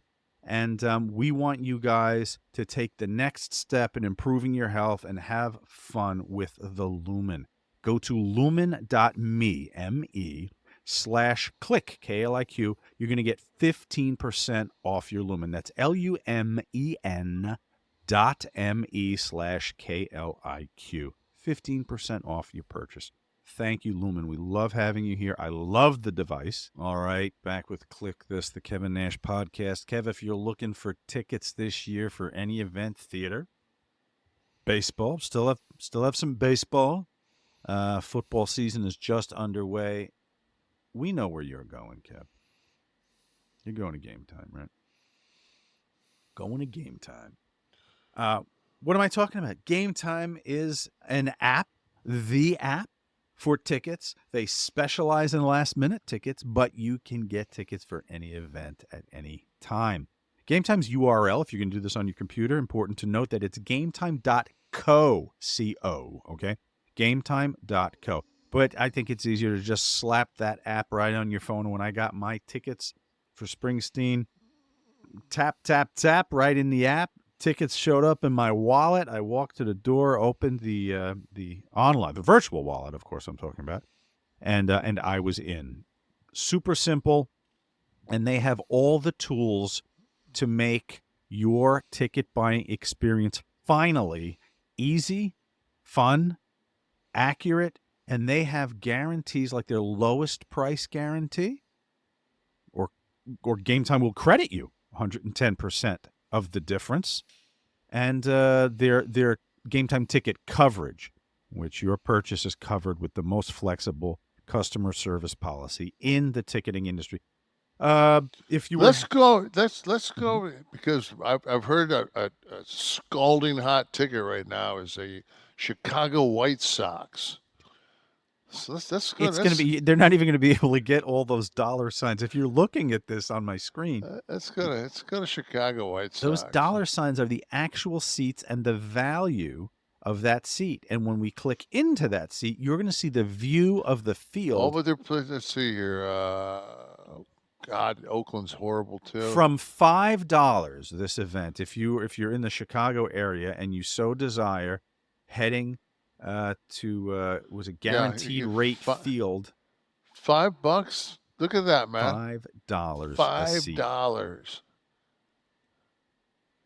And you could even sit. I mean, you could be way down. Game. Kev, I'm seeing a 66, which is down by. Go back to the. I mean, 41, third baseline, like back 6 rows, maybe. Fucking $40 bucks, $41. Is that? Yeah. That's incredible. You click that, it'll show you. Steve will show you right now. Once you click that, you're going to see on the side there, that's your actual. That's a pretty damn good seat right there. Amazing.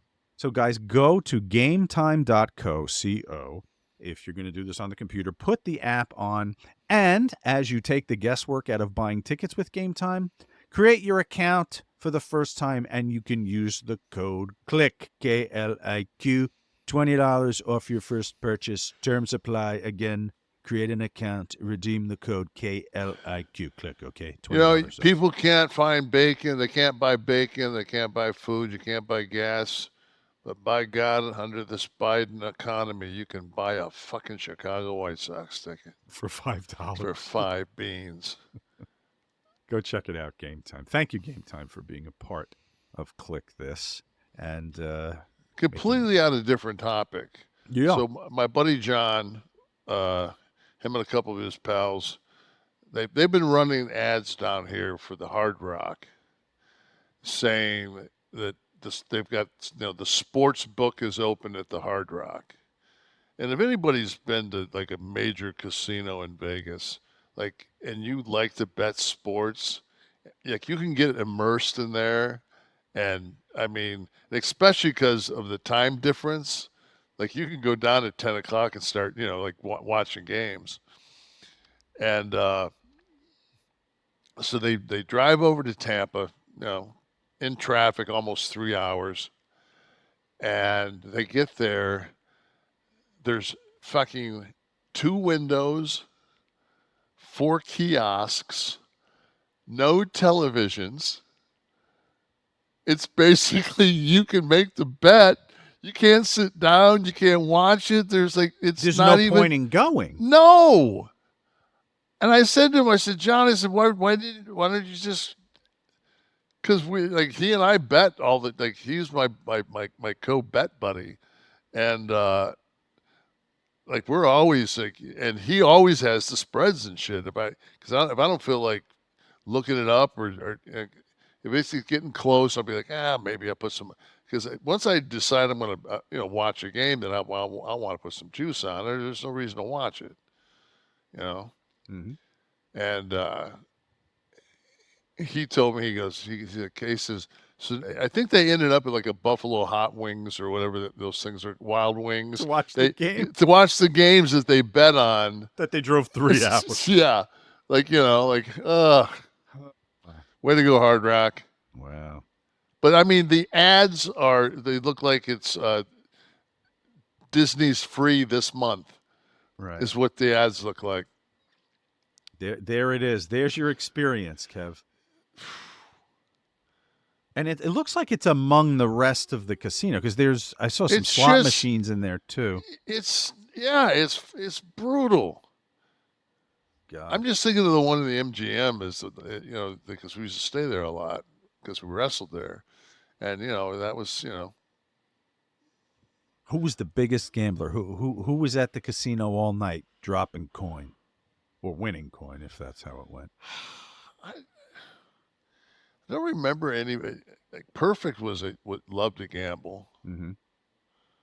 Glenn?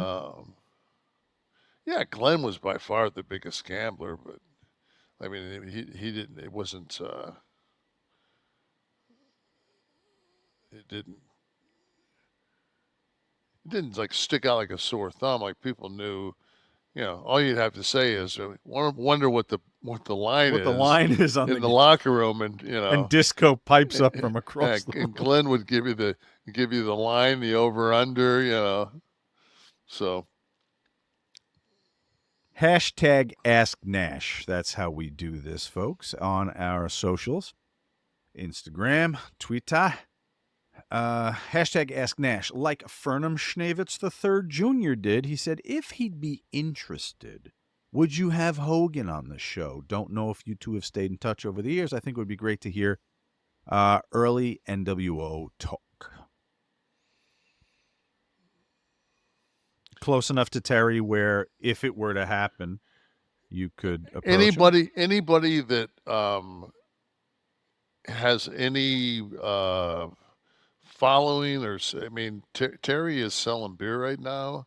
I don't know how he's doing the schedule he's doing. I wouldn't bother Terry. Terry wouldn't bother me. Hulk wouldn't bother me to come down and do a signing or do karaoke. Like,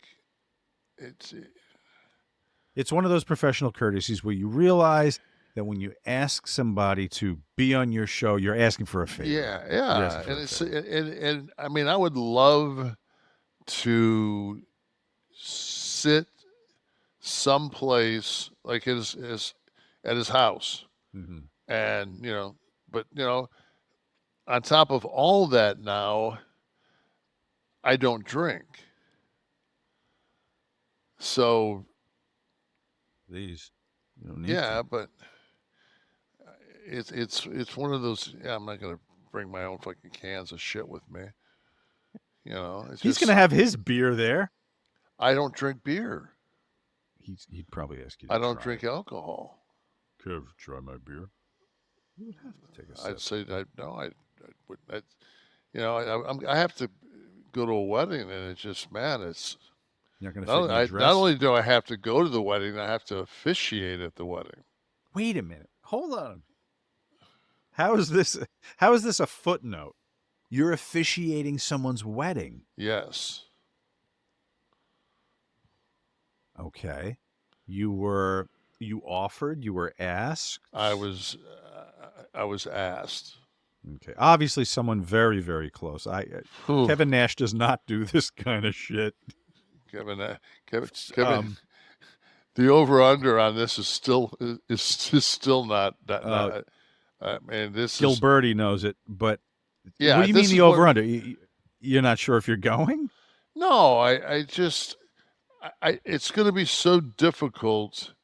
Everybody's in our in our age bracket has been to 50 weddings, and they tell me a wedding that you go to that you're in the top of the food chain of the wedding. In this case, doing the ceremony. How you're not gonna be with them when everybody's bombed.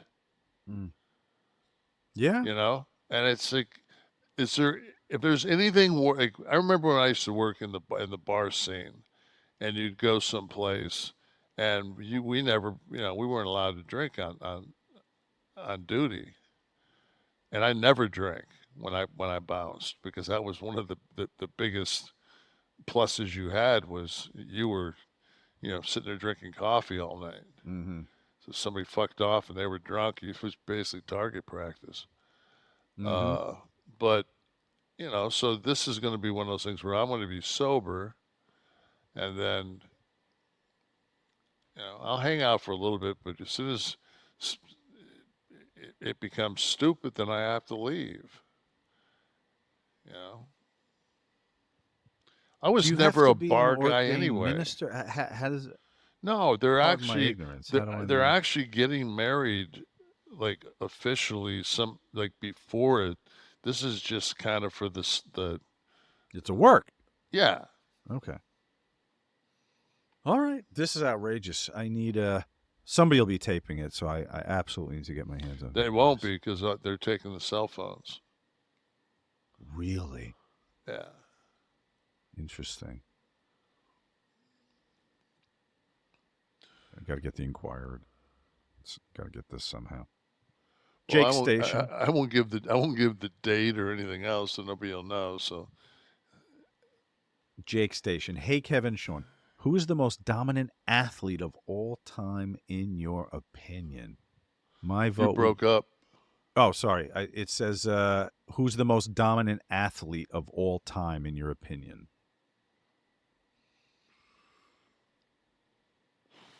We talked about a couple before when you mentioned Ali and Tyson. Pretty damn dominant in their space. Yeah, I mean,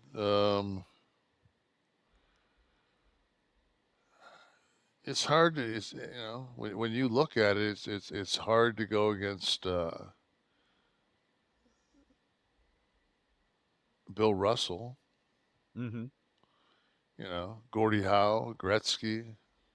I mean, Wilt? I think there's. I didn't get to see Wilt play really, but I got to see Wilt play at the end when he was with the Lakers. Mm-hmm. Yeah, Gretzky too. I guess you have to say Gretzky. Phelps. Michael. Who's Phelps. the? Okay, so this is something we're talking earlier about, like the WWE now as compared to when I was there. And I saw a thing the other day where I'm not much up on golf now, because I think like everybody else, once Tiger quit putting on that maroon shirt on Sundays, we all stopped watching golf. But there's the guy that's having the unbelievable season. I want to think he's made like 6.2 or something like that $1 million this year.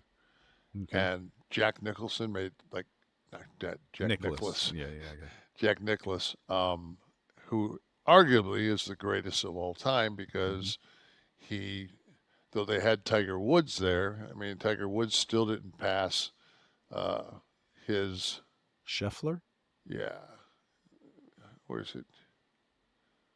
29 mil. Is that for 1 year or is that aggregate? Oh, I don't know if they're showing for the year, but he's in first this year, and it's not even close. I think he's got like 800 points. yeah, but I mean, So like number 2 is Nicholas made 400. like $5 million in his career. Oh You yeah, know? no, I know. You know, it's Different just, time. you know.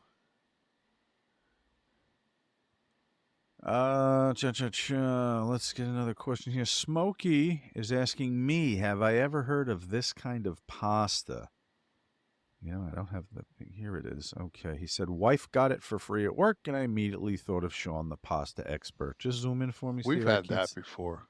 Oh, is it real pasta, or is this like some lentil? Okay, no, it is. Okay, so, it's wheat. Okay, so wheat, semolina. Listen, semolina pasta is good. It looks like it's imported. It's a real import. Let us know. You let me know, Smokey. I haven't had it. I started making my pasta here a couple of years ago. Every once in a while I have to get on some kind of kick. I don't want to start heroin, so I pour my passions into other things, and so I did go on a fresh pasta kick. There's nothing quite like making fresh pasta and then boiling the fresh pasta. But when I have to buy boxed pasta, it's usually Barilla or Di Cecco. And if someone else decides to advertise like on this bread. show, it's going to be them.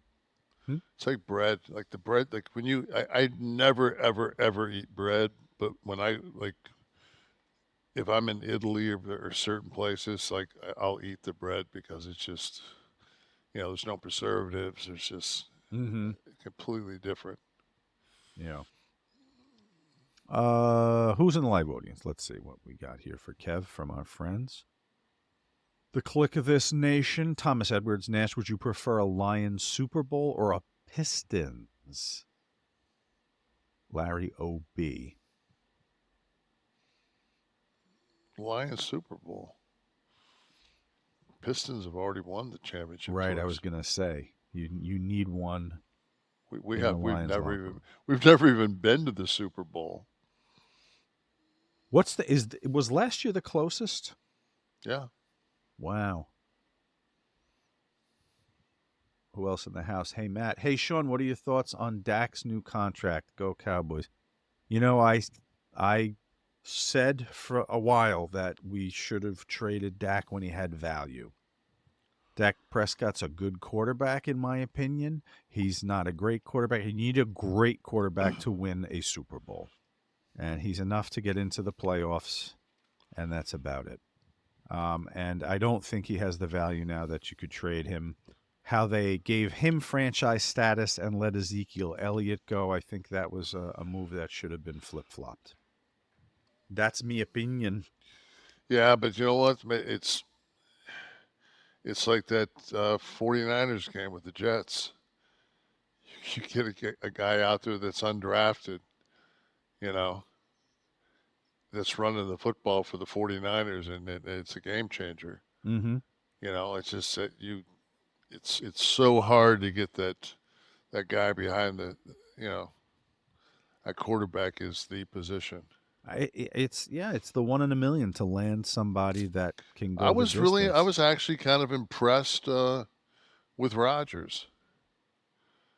To come back, after the one set of downs and with a torn Achilles, to come back, and that first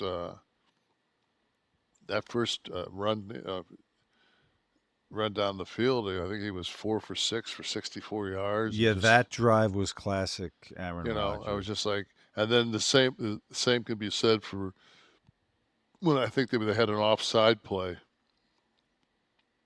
and he got a free one, and I mean just roped it to that guy for a touchdown.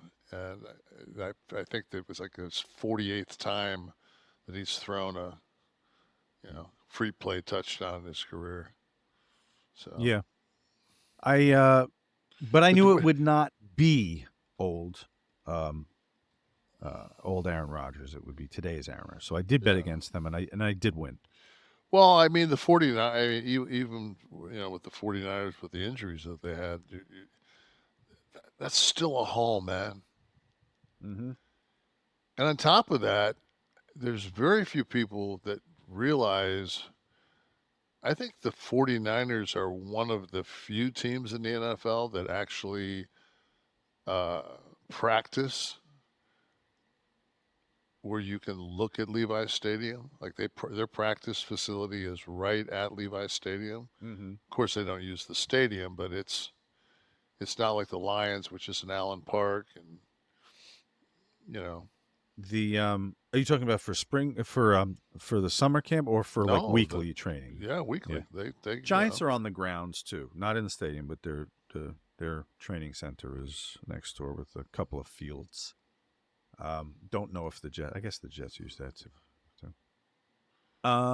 Gary King wrote in and said, listening to the show this morning, and as usual, it's great. You want to talk about rowdy fans? Have you seen lacrosse fans? I'm a season ticket holder for the Toronto Rock, and it can be crazy. Never would have thought, Gary, that you would have said lacrosse. I thought maybe you would have gone soccer, rugby. Would not have thought. You ever go to a lacrosse game, Kevin? I've never been to a collegiate, a professional. It's actually, I mean, I've watched it on ESPN. Like I've watched like the collegiate. I actually watched this year. I actually fell down a rabbit hole and was watching some women's lacrosse. It's a lot more physically. That's a physical, fast pace. It's. Mm-hmm. You're gonna take that stick 25 times a game, no question, from the opposition. I just missed the old Florida high lie. The high lie, yeah. Wide World of Sports opening credits, I think. Fucking work. Who else in the house? Let's get some of our friends, some of our family. Ace Ramon, one of my favorite feuds was with you and Macho Man back in '99. Who was the lady you had hiding in the suitcase on Nitro that dumped that bucket of crud on Savage? Somebody that was brought to our attention that could do that, and we pieced the thing around. The thing is I carry her down to the ring in a suitcase, and I pretty much no-sold the fact that I was carrying a 100-pound human being in that suitcase. Here's some footage of if you're watching at home. Will no doubt be flagged. Pretty good, Kev. I got to tell you, you're not selling that shit at all. Shit, it's a human being. My God, it's a human being in there. That's incredible. Look at that. The size of that package. And I carried the belt. Look at the size of that package. And the bag ain't bad either. Oh. I look a little beefy. What were you here, would you say? 320? 320. Okay. Yeah, I stayed around 320, 325. Something else from the house, Steve? Let's see. Who can bring it home? Bret says, what? Uncle Kev, please officiate my wedding to whoever when the day comes. Nothing planned. Sweetheart, this is going to be a one and done. Have you been watching Jacob Fatu? Your thoughts?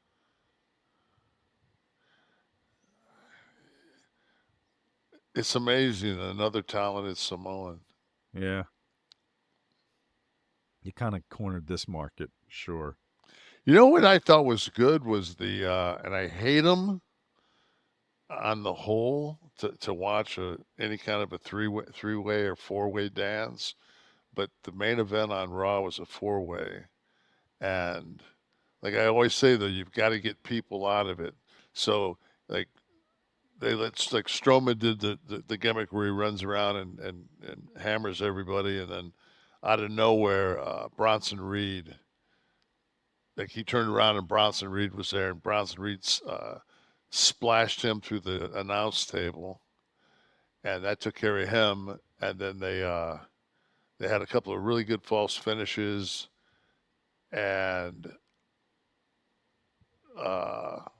Jay Uso frog splashed at the end, and he's super over, man. Mm-hmm. And it was I enjoyed it. The false finishes were good. I actually thought for a second there that Dunn was going to go over. I said, "Wow, really? This is like." And I mean, it's like when Uso went over, I was just like, "Yeah, of course Uso went over." And then